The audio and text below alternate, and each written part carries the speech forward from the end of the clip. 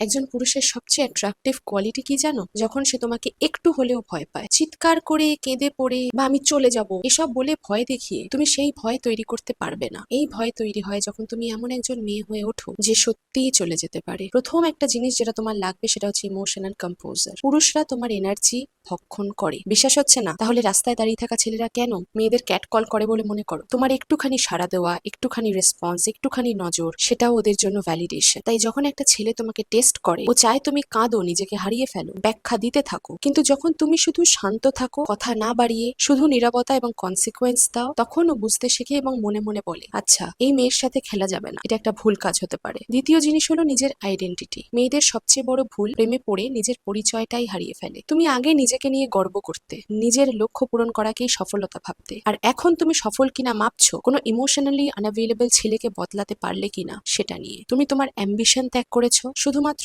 তার অ্যাটেনশন পাওয়ার জন্য, এবং এখন তোমার ভালো লাগা, মন্দ লাগা, বেঁচে থাকা সবকিছু নির্ভর করছে সে তোমাকে কিভাবে দেখছে তার উপর। কিন্তু তুমি যখন নিজেকে ভালোবাসো, নিজেকে প্রাধান্য দাও, তখনই সে তোমাকে সম্মান করতে শেখে, কারণ তুমি নিজেকে যেভাবে ট্রিট করো অন্যরাও তোমাকে সেইভাবেই ট্রিট করে। তৃতীয় জিনিস, তোমার টলারেন্স লেভেল। যত কম বাজে জিনিস তুমি সহ্য করবে, তত তুমি নিজেকে ভালোভাবে ট্রিট করতে পারবে। যখন তুমি সহজে অপমান সহ্য করো, তখন নিজের অজান্তেই তুমি নিজেকে বলছো এটাই আমার জন্য সবচেয়ে ভালো জিনিস যা আমি পেতে পারি। কিন্তু যখন তুমি সেই প্রথম অসম্মানের পরেই চলে যাও, তখনই একজন পুরুষ বুঝে যায় এই মেয়েকে হারানোর ভয়টা প্রকৃত। কারণ এমন একটা মেয়ে যে নিজের ভ্যালু জানে, জানে সে কি ডিজার্ভ করে, সে খুবই রেয়ার। তাকে কাছে রাখা একটা গিফট, একটা রিওয়ার্ড যেটা বারবার আর্ন করতে হয়। তাই জন্য না, তোমাকে চিৎকার করতে হবে না, তোমাকে শুধু এমন একজন নারী হতে হবে যে নীরব থেকেও চলে যেতে পারে এবং সত্যি চলে যেতে চায়।